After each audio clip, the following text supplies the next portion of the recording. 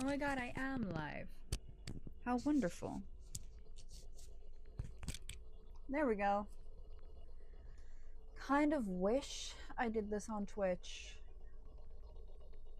I don't like live streaming on YouTube, actually. Also, this is my own fault. I tried to set up a brand new software literally 10 minutes before I had this live stream. Hi! Welcome, hello! Okay, I wasn't expecting people to actually join. That's nice to see. Okay, what a nice surprise. Happy Halloween. I'm very new to all this live streaming business. Hold on, let me see here. Let me see. How is everybody today? What time is it actually for everyone? Because I was trying to set up a good time, but due to the fact that I'm in Europe, this is nice. Okay. So how's everyone doing? Welcome to the live stream. I should have probably started with that. So as I said, this is just a quick Q&A for anyone who's curious, a little Halloween live stream where we could chat about some things if you like, even play some video games later, but mainly just to answer any questions you had about the graveyard shift, about the teaser, about what we're doing, about hopefully the pilot, all that type of fun stuff. Oh wait, guys, can you guys hear that audio in the back? Hold on, I'm gonna turn off the game audio.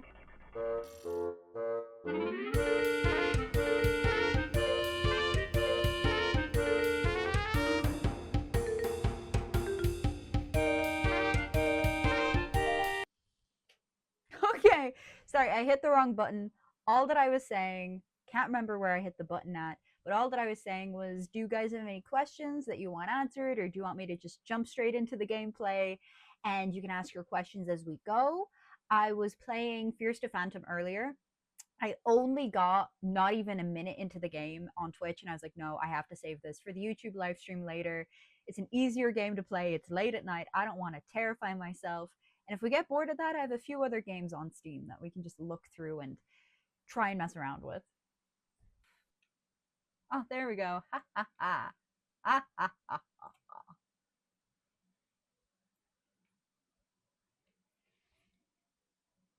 You look good? Ah, thank you. This is fake. Happy Halloween. I dressed as the scariest thing I could think of, which is a fake blonde.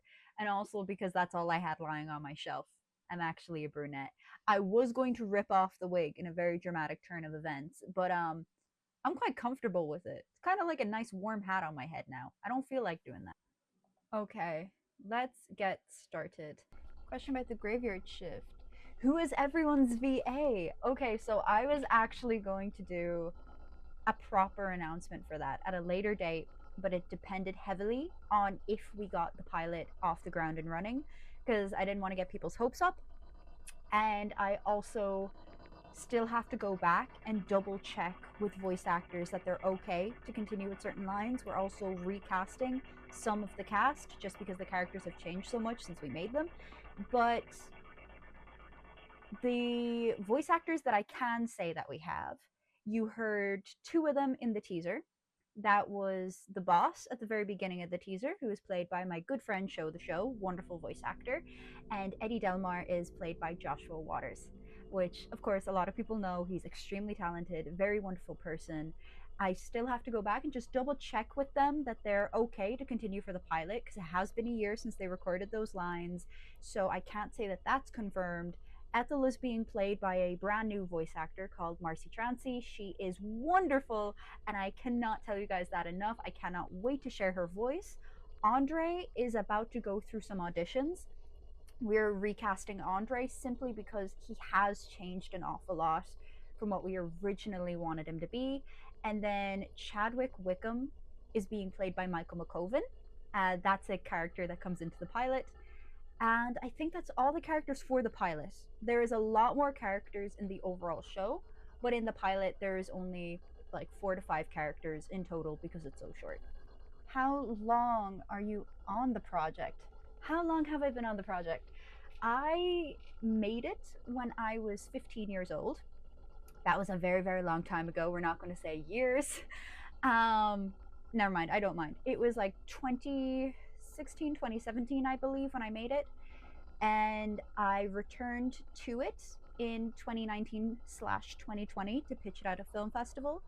and then I took it seriously from there. So I have been full time on this project for about, I would say maybe 3 years, because I took it more serious in 2022. So for about 3 years now, I've been full time on this project, perfecting it, figuring out the story, getting to know the characters. They're living in my head. I have the entire series planned out from start to finish. Season wise, just figured that out today. I wrote them all down. So I'm very, very, very excited to share these mind babies with the rest of the world, hopefully one day. If we get that far, I am extremely excited though for the pilot, because a lot of people have worked really, really hard to make it come to fruition. And I cannot wait for these characters to be seen and for you guys to hear their voice actors. So, yeah, we will probably be opening up for auditions for some of the characters later down the line. We will definitely be looking around for Andre for the next while, because regardless of if the Kickstarter survives or not, we are still bringing out the pilot episode next year. I also have I don't know if anyone will care about this, but I also have a spin-off planned. I have the entire series planned, and then I have a spin-off in the form of shorts planned. And those shorts are very, very fun, and I hope that we get to work on those. So if we end up stuck with the pilot, then we will continue working on the shorts that are based around the same characters in the same world, just a different situation. Any merch? The merch is coming. Actually, 1 minute. Let me just. The only physical merch I have on hand right now is the little keychains, my little guys that I have done myself, actually. This is the Andre one. Eddie, Ethel, and Darla also have their own separate ones, which I don't have physicals of right now, but their mock ups are on the Kickstarter website. You can go over, check the add ons. We're also working on a hoodie right now, which I am super, super pumped about. It looks really, really cool. It's going to be a simple black hoodie, logo, design on the sleeves, design on the back. I cannot stress enough how cool it's going to look. I can't show you it yet because I don't want to spoil it, and I do want to make a video in the future showcasing the merch. We are making trading cards if the Kickstarter does well, so we're making trading cards as well. We're doing posters. We're doing art books later. Again, the art books are only if the pilot goes through, because otherwise there's no reason for us to make an art book. How big is the team, and what is it like managing that? Alice being a real one, keeping the questions coming. So for the teaser, the team was 20 people, I think.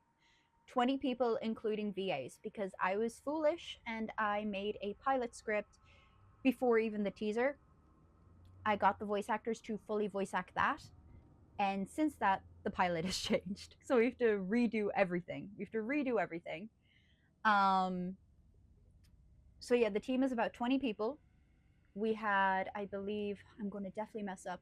There was myself, there was my co-producer, there was Komodo, the musician, there was Weavemo, the storyboard artist. I also hopped onto storyboards.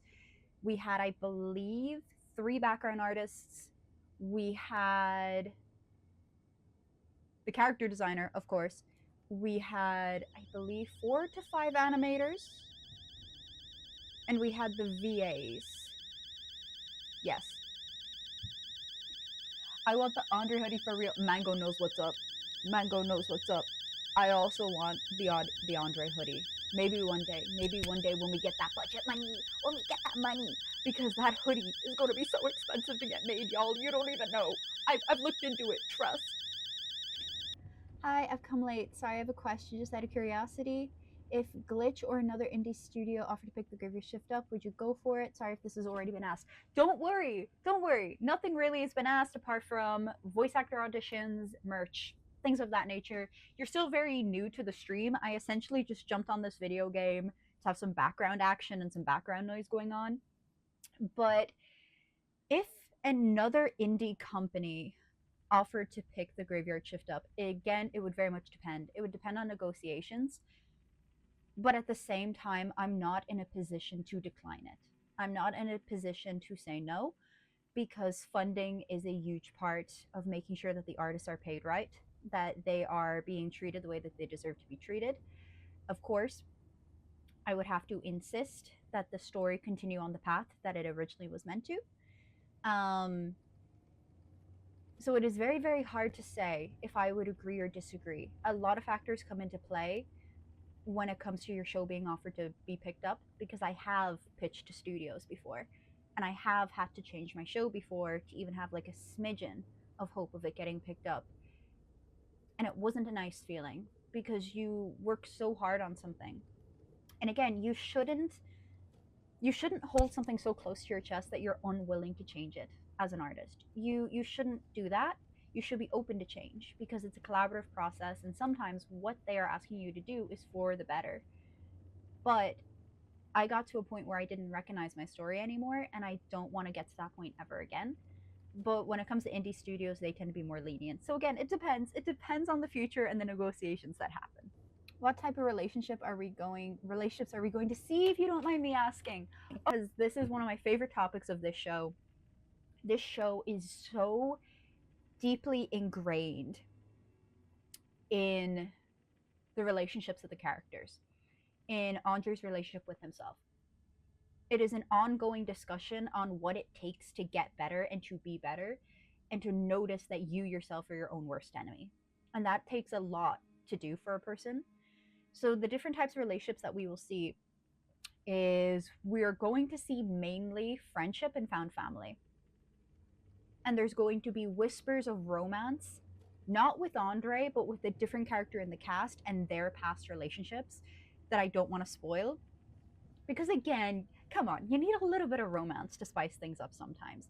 So we're going to see a lot of interpersonal relationships. We're going to see a lot of complicated relationships because it is about human nature at its core. It's about the complications of living and what happens after you die and what happens to those relationships. We're going to see a lot of parent and child relationships, a lot of friends, a lot of enemies, a lot of different things. And I'm trying so very hard not to spoil things. You've no idea. Did you ever have a favorite proudest moment during production? Like you receive a completed shot and went, whoa, mind blown? And if so, what was it? There was many. There was many moments that I got something back and I either cried like the dramatic person that I am, or I sat there and I was in awe because these are my characters and they're moving and they're on a screen and they're talking and they're interacting. And I definitely think that every shot that I got back made me react that way, but the one that got the strongest reaction out of me was the one that one of the animators on our team called Cameron did. And it's the shot at the very end with Andre and Eddie, and like Eddie leans his arm on Andre's shoulder and they're talking. And they just perfectly encapsulated their personalities in that moment. That I looked at it and I went, this could be a show. This is a show.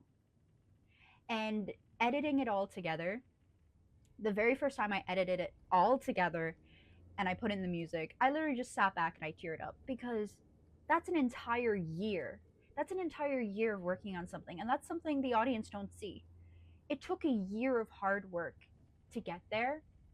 And even though I wasn't the one who was doing the animating, I wasn't the one who was doing the character turnarounds or the background art, I was the one who was going out and I was working a job I hated to be able to pay people to do this.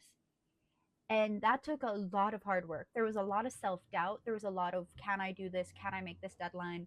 Will I be able to pay this person? And I did. And to see it all come together so beautifully, words cannot express how that made me feel and how it still makes me feel. To know that that was worth something. I'm gonna tear up. I need to stop. Your joy when you're talking about your show is radio. Oh, Alice, stop it, you. Stop. Oh my god. I'm getting distracted. Oh my god. But no, I truly love the show. And the funny thing about it is it started as, I'm multitasking. Whoa.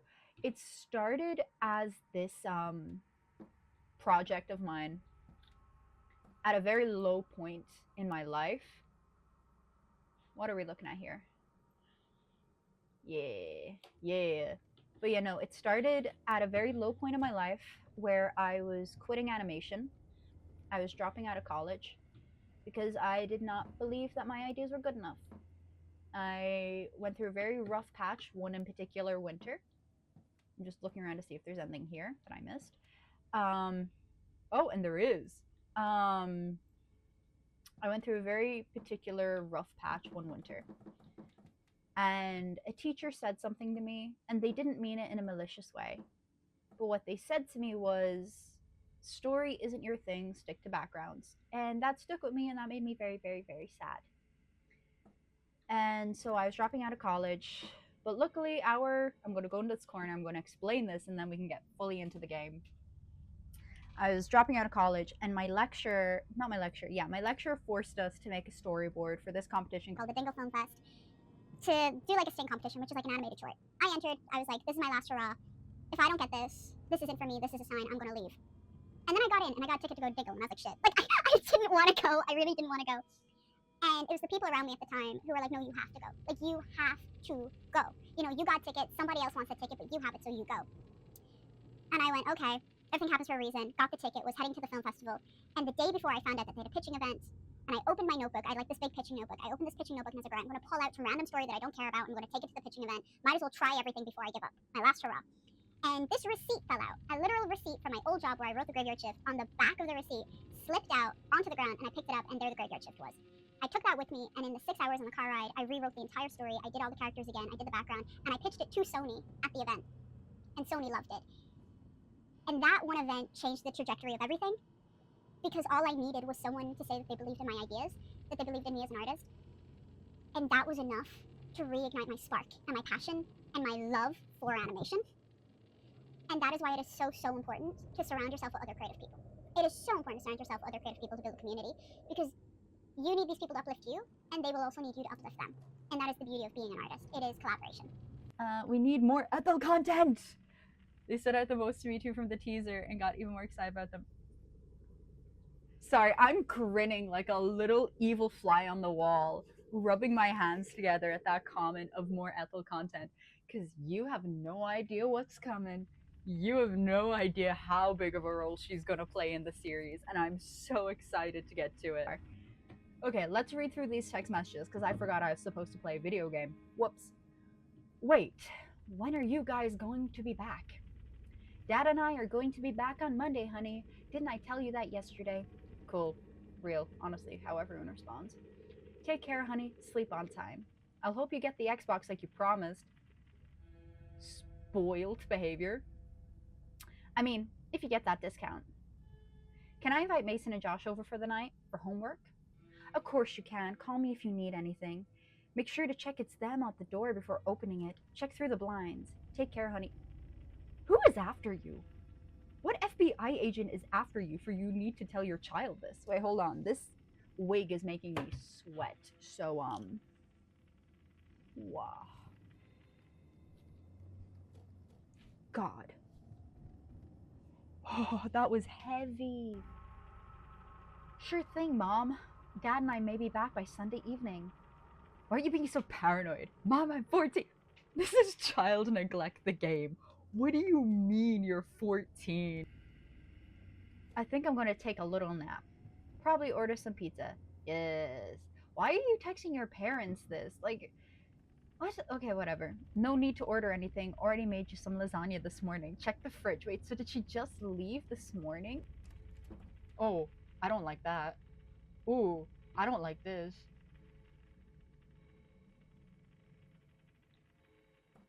Why do I feel like there's already someone in my house? I don't like this. Uh-oh. Don't ask me why, but I went straight to my parents' room. Oh, is there a light switch? Can I use the light switch, please? Please, please. Looking out the window at all I see. Oh! Who the hell is that? Why is there...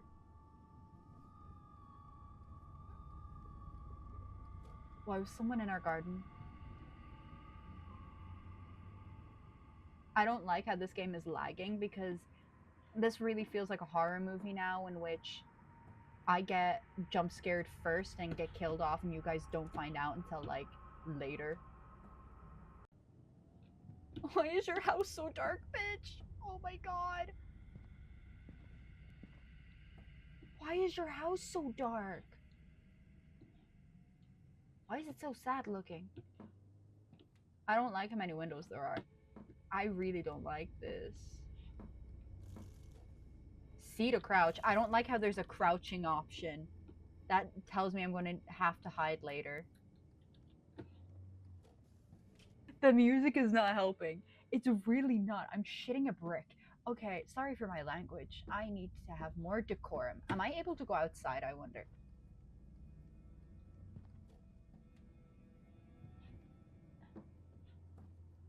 Okay, I thought my back door was open. I nearly shit myself again. If the front door is open, girl, I'm gonna kill you because what are you doing? Why is your door not locked? Why is your door not locked? I swear, if I go around to the back of the house and you have that back door open, if this back door is open too, girl, you deserve to get your home invaded.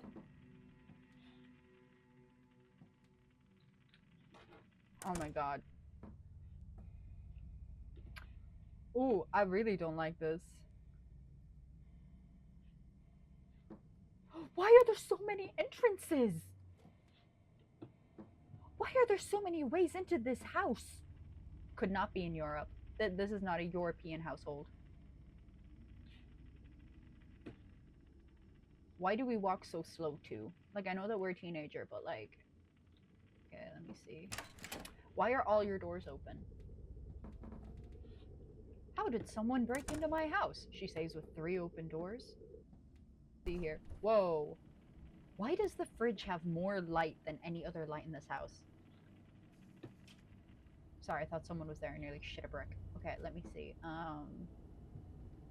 Where's my lasagna? Where's my lasagna? Where's my lasagna? I really don't like this music. Can I put it in here?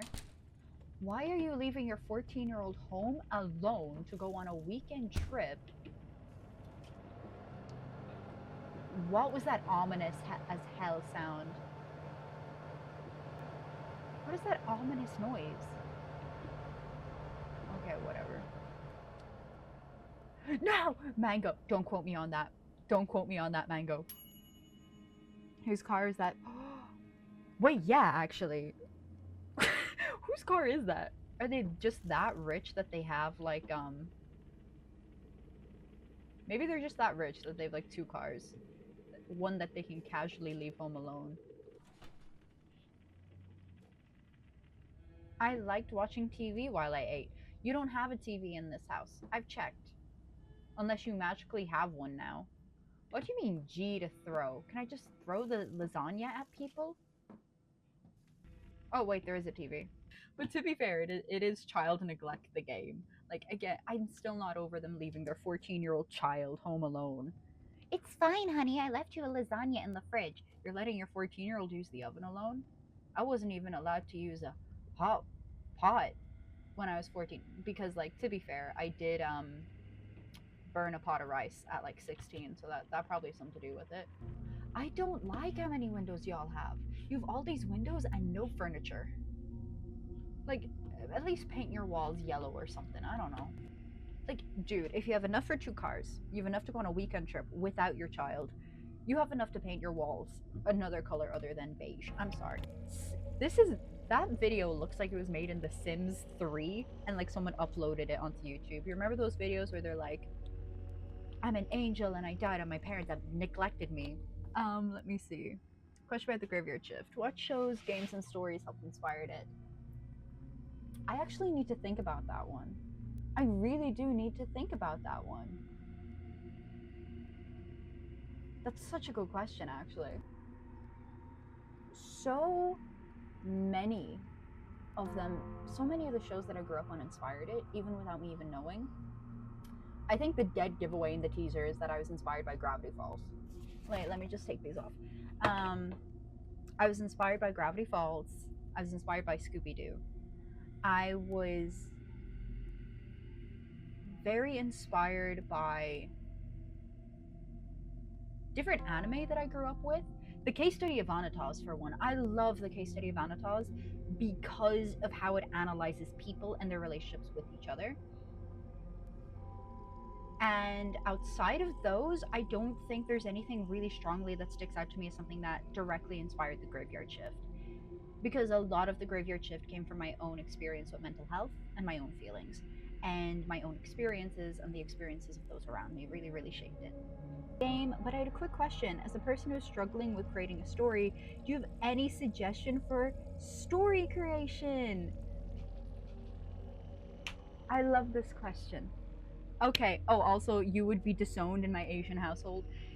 Yeah, I am disowned in a lot of my friends' households due to the things I have done while cooking, which are borderline criminal. But as I was saying, any tips for story creation? So, The Graveyard Shift, funny enough, was actually the very, very first story that I properly wrote. And I was always writing stories growing up, but The Graveyard Shift was the first one that I actually tried with. And the best tip I can give you is to start small. Start small with a story that just has a beginning, middle, and end that you can finish. Start small with a simple character or a fun location and how your characters interact in that location. But mainly write from your own experience. Write what it is you know and not what it is you don't understand. That is extremely important. Yes, you can research something and learn it secondhand, but the best thing you can do is write something from a first-hand experience. And that doesn't mean that you have to go through exactly what your character did. Example, I haven't seen ghosts. Andre is a clairvoyant. I'm not a clairvoyant. But I'm able to relate to him on the level of he is depressed because of this. I was depressed because of a different thing. I know what that feeling is like. I'm going to project it onto him. Where was I? Killing my darlings. I have tragically had to kill many darlings. How many episodes were you thinking for season 1, and how in depth do we explore the characters outside of Andre? Alice coming in clutch with the wonderful questions. So, the characters that we explore.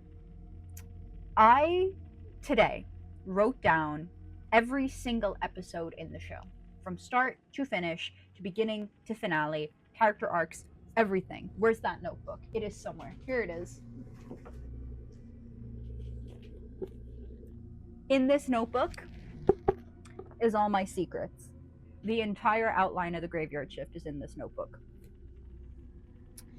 And in a dream world, there are 12 episodes in season 1 and 12 episodes in season 2, 22 episodes in total, running at 22 minutes each, if I can have it my way, if I'm allowed to have it my way.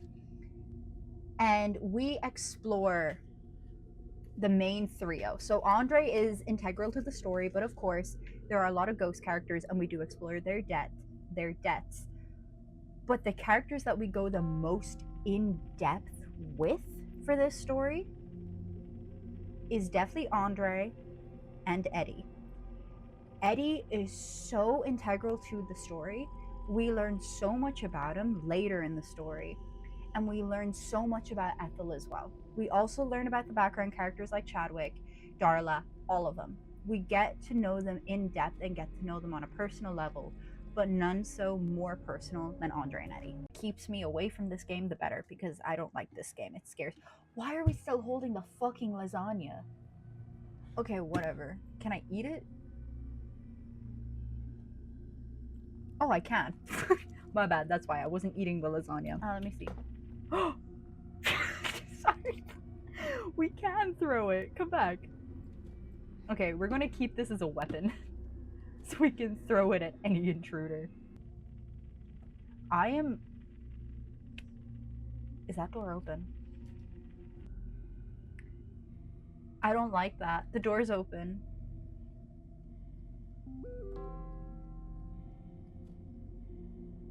The door's open. The door's open. Mom, get out of the way. I want to read Mason's text messages. Okay, what is me and Mason at? Yo, you coming to Jessica's tomorrow? Yeah, her Josh coming too. What about you? IDK. What's wrong? Weren't you gonna see her yesterday? She didn't show up. It's like, I don't even matter to her. You matter. Unless you multiply yourself by the speed of light squared. Then, okay, I'm assuming we are a man then. Because the mom didn't react to two dudes coming over. That's telling me that I'm a man, so I'm suddenly like not scared anymore of this home invasion. I guess I'm energy then? How's Ken? Yeah, crap. No one texts like this, but okay. Lol, same. My parents are out for the night. Want to come over? We can play Mario Kart too. I'll let you know. Okay, I'm not scared of getting copyrighted anymore. If they can mention Mario Kart, then I can live stream this. Okay, call Josh too. I can't promise, dude. May have plans with Nat. We're gonna have to call it off, man. Something came up. You gotta come just 'cause tomorrow. I'm scared. I'm scared. Ever had moments working on the graveyard shift that you had self-doubt? If so, how did you overcome that and push through the project anyway? I love looking at the chat when I'm at my most scared. So we're going to take these off and answer this question. I have had a lot of self-doubt. I know a lot of people don't like admitting that on camera, especially when they're leading a project, but I have had a lot of self-doubt. For one, this is my first major project. For two, I didn't know what I was doing at the very beginning. Three, I'm still learning and I'm still making mistakes as I go. Of course, there's going to be moments of self doubt. I also put a lot of my money, a lot of my time into this project. It's been 2 years and it's been scary. It really, really has. And it's not that I doubt the project because I do believe in this story. I doubt myself that I'm capable enough to bring it to fruition. And that's a scary thing to admit. It's a terrifying thing to admit. But that's the reality of it, you know? I don't doubt the story, I doubt myself. And every artist has that moment. And honestly, I just write it out. I think that's the only way you can overcome it, is to write it out and push that doubt as far away as you can and just go, well, we don't know till the curtain drops. It's not over yet. Let's keep going. We don't know till you try. And the best thing I told myself is I have nothing to lose, which I really don't. I don't have a career in animation. You know, I don't have a solid reputation yet. I have nothing to lose by trying. I have everything to gain. And that's the best way to look at it. That's the only way to look at it. What are the sexualities of each character? Are you exploring different ones or just keeping it simple? So, I have seen people commenting this on the videos. Personally, I don't like to talk about it because that's not the main focus of the story. I don't like to discuss it because I don't want that to be the only reason why people watch the show. I myself am bisexual, so it's not me turning around going, everyone is straight because I'm homophobic. No, there are queer characters in the story.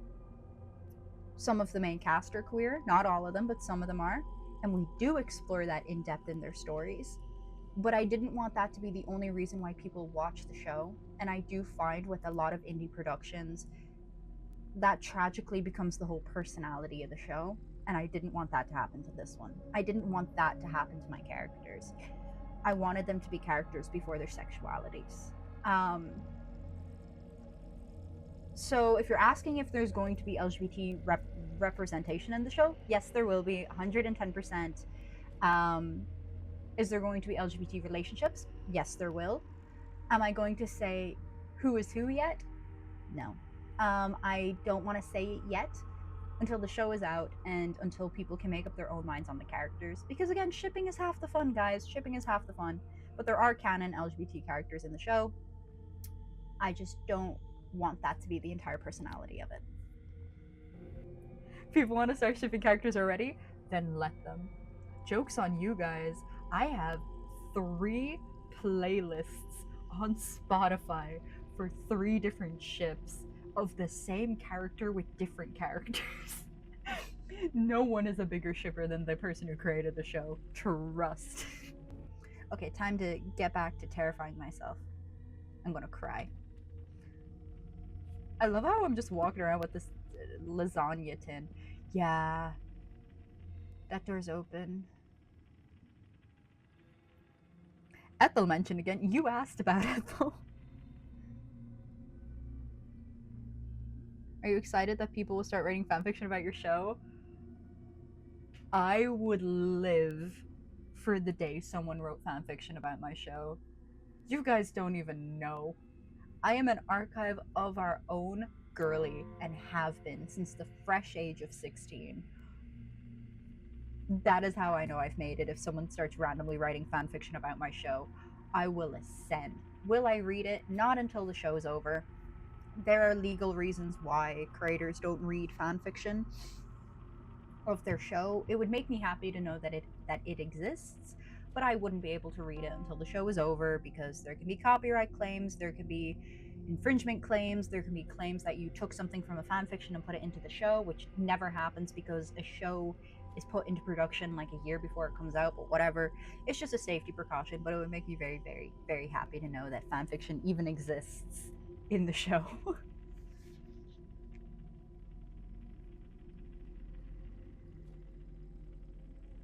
I'm answering your questions before even you do.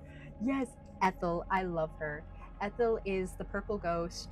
She is the manager of the supermarket. So it's less of a supermarket, more of like a super department store because we have like different aisles and stuff. Like we even have an arcade in there. It's really cool, very big. There's secrets about that place. Secrets. It's really cool. I'm just going to admit it here live. I don't care. It's not really that much of a secret because it's literally called this. The supermarket itself is limbo. It is limbo. I'm not going to say how it's limbo because that's a spoiler, but the supermarket is limbo. The deeper you go in, the more confusing it gets, the more abstract it gets, and mixed media gets involved. But she's the manager of the supermarket side of the super department store. She's very cool. Love her very much. How about fan art? Oh, I love fan art. So we actually have people on the team who've already made fan art. The voice actor for Ethel made some amazing fan art. The character designer did the most beautiful piece of fan art I've ever seen. My producer also made fan art. I love fan art. Fan art is okay for creators to interact with and look at because it's fan art, but fan fiction is something else entirely. It's like a different can of worms that you don't want to open until after the show is done. But fan art is a okay, and they are allowed to interact with it. And I would actually cry if people made fan art of my babies. I mean, look, actually, hold on. I don't know if you can see that. Wait, let me just pick this up. 1 minute. I'm trying to point it at my wall. If you can see, like, there's 3 posters at the very back here. I don't know because I don't know if you can see it. I could be pointing this at the wrong angle for all that I know. There's like 3 posters back there. All fan art that my friends have made for me of the show. I have more to print out because we got new ones since. Those are like the really, really old designs from like 2 years ago. But yes, fan art is always welcome. Why do ghosts need a shop? Alice, I'm gonna. That's the one question I don't I don't like to answer because I don't know how to answer it. Why do ghosts shop? Because why not? There is a reason why they work in the shop. Whoa! There is a reason why they work in the shop. I don't know if it counts as a spoiler though. So I'm not gonna say it or else my producer is gonna hop on Discord in like 2 seconds and be like, bitch, shut the fuck up. I hate that door. I don't like this. I don't like this. Oh, did I just not close it right? My bad. Maybe that was my bad. I don't think it was my bad though. Oh, Mason, you motherfucker. My eye is twitching, bro.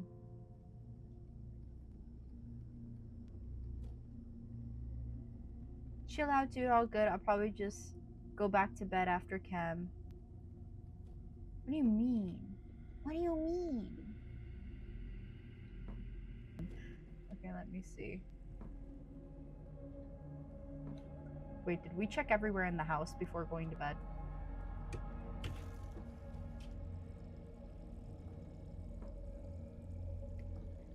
I also do not like how we cannot lock the doors. Like, what do you mean we can't lock the fucking doors? Sorry, I shouldn't curse. I wonder how someone broke in. You didn't lock the doors, genius. I think the funny part about these games is that they're supposed to be only 20 minutes long, but I think I'm just actively avoiding going towards the problems. I always close my door before going to bed. Oh my god, shut the fuck up. You close your door, but you won't lock your front door. Okay, whatever. Why is mom texting me at like midnight? Don't stay up late, you kids. I shouldn't get to hear from Mrs. Paula this time. Don't worry, Mom, you won't hear from Mrs. Paula. You'll hear from the police. 1:16 a.m. I got up to get some water. No, I'm going back to bed. Nope. And this is why you keep a bottle of water by your bed, kids, because it stops you from going down and meeting people invading your household. What's that noise?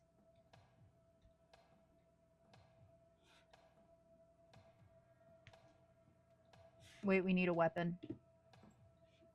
Oh no, I don't like that. Oh, I don't like that. Oh, like, sir, did you not hear that noise?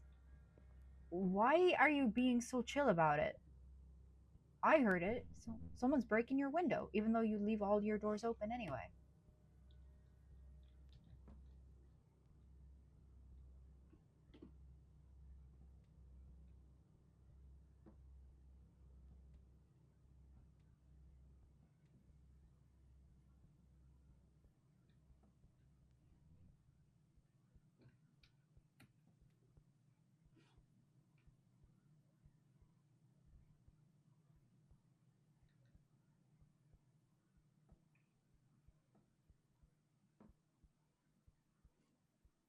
Someone distract me with talks of Cookie Run quick.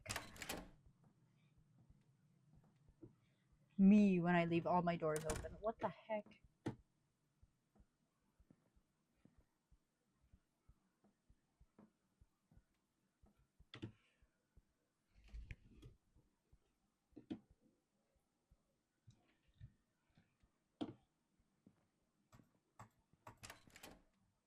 You know what? This definitely